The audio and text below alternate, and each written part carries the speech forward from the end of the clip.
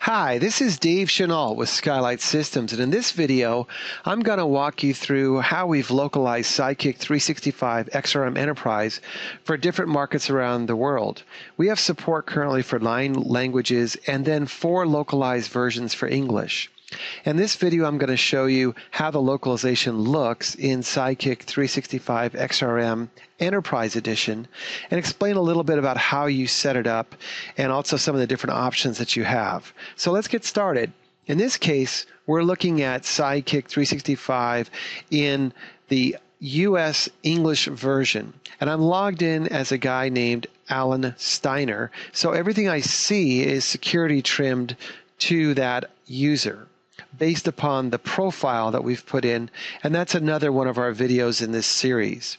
So you take a look here, I've got everything in English as you'd expect here in the US, and drop downs are in English, the headers are in English. If I open up an account, what I'll see is the tabs across the top are going to be in English as well. And when I hit edit, I'll also see buttons in English, etc. So we'll let it draw here for a minute, and then I'll let it finish drawing on the screen. I'll hit the edit button now, and we'll take a look at how the buttons look.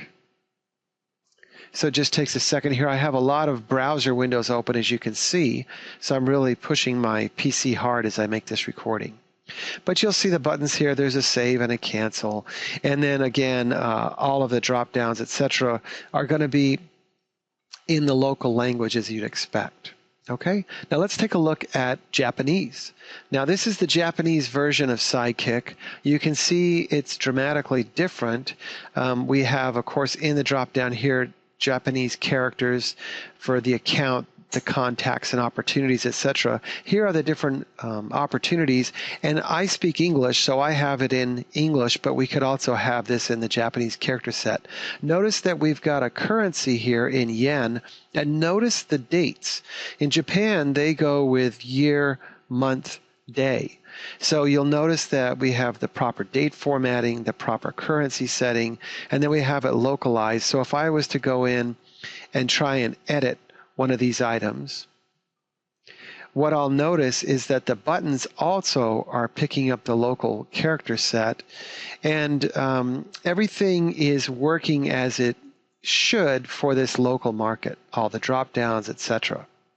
Let's keep moving. You can see here I've got it in Portuguese for Brazil, and again my drop downs are going to be in Portuguese, etc.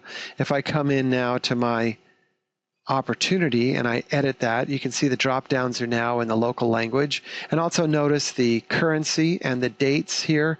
We've got day, month, year in this case, and my buttons are going to be localized as well. Okay.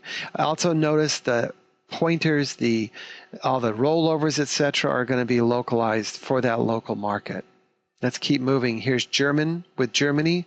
Now let's take a look at the euro here as the currency, and also notice the date format is going day, month, year in this case. And this will be interesting. We'll go ahead and hit the edit button. Let's try and do the drop down here if we can. That's okay. We'll just go ahead and select it this time. And we'll wait for it here and select edit in the local language. And now I can see my drop downs here are going to be all properly formatted in German, and all of the fields have got the proper headers in front of them as well. All of your left menus, etc. It's all going to be in German. Okay, we'll keep moving to see what we've got here. Italian, as you expect, we've got the euro. Here I did not put a date in for this data set in this case, but it would format it properly if I did. We'll come in and take a look here at the opportunity, and look how it looks in Italian. It takes just a minute to draw that screen.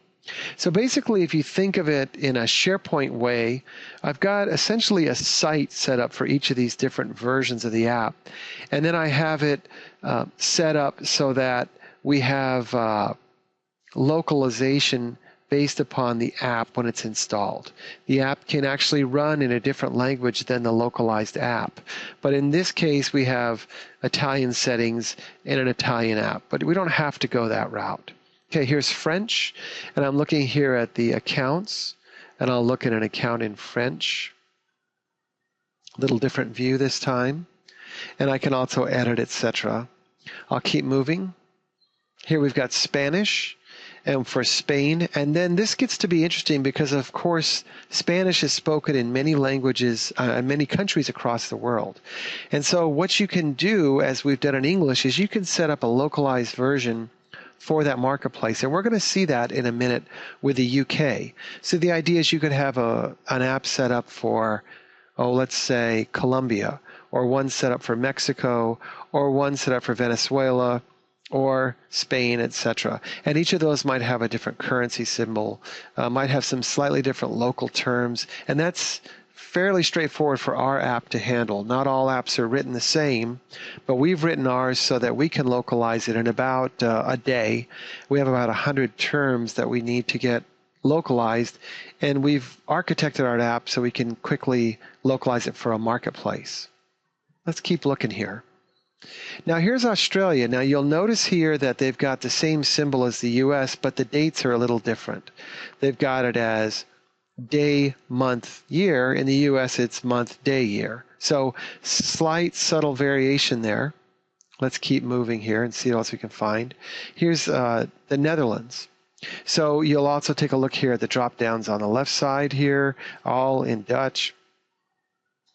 Just wait for that there. And then as we come in and do some, you'll notice the euro here as well. Again, the dates, it's very interesting to see how things are just slightly different depending on which market you're in.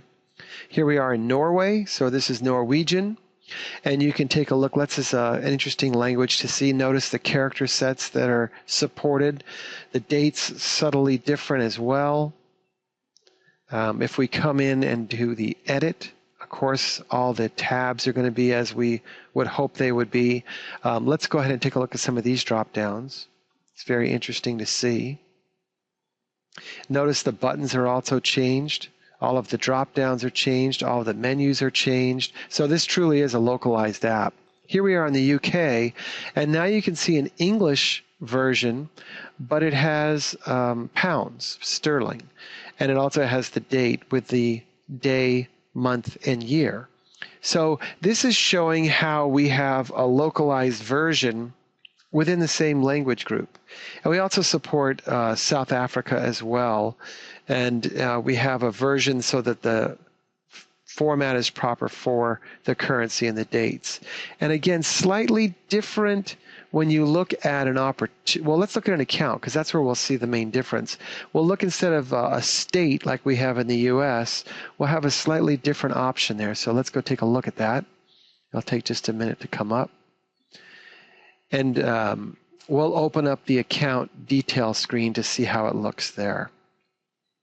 So let's go ahead and open that. Notice the phone number is localized in the proper format for this market. And when we open up and see the detail screen behind account, we'll see subtly different fields. We have the county, we have the postcode instead of zip code. We don't have a state like we do in the US. So you can see that we've got support for a lot of different languages, a lot of different very localized versions of the same app, and pretty easy for us to bring out new versions for the local marketplace that you need support for. So again, we have another video in this series that goes into a little more technical detail on how we actually set up one of these localized apps, how you install it, import the data, and I encourage you to take a look at that if you want to know more details on how to set all this up. Again, this is Dave Chenault with Skylight Systems, and I hope you've enjoyed this quick run through of the different languages and markets we support with SideKick365 xRM Enterprise. We have more coming in the short term, and if there's a language or market you need support for, just let us know. Get in touch with us at info@skylightsystems.com, and that's SKYLITESYSTEMS.com. Go ahead and drop us a line, and we will get right back to you and work with you on localizing it for your marketplace. Thanks for your time.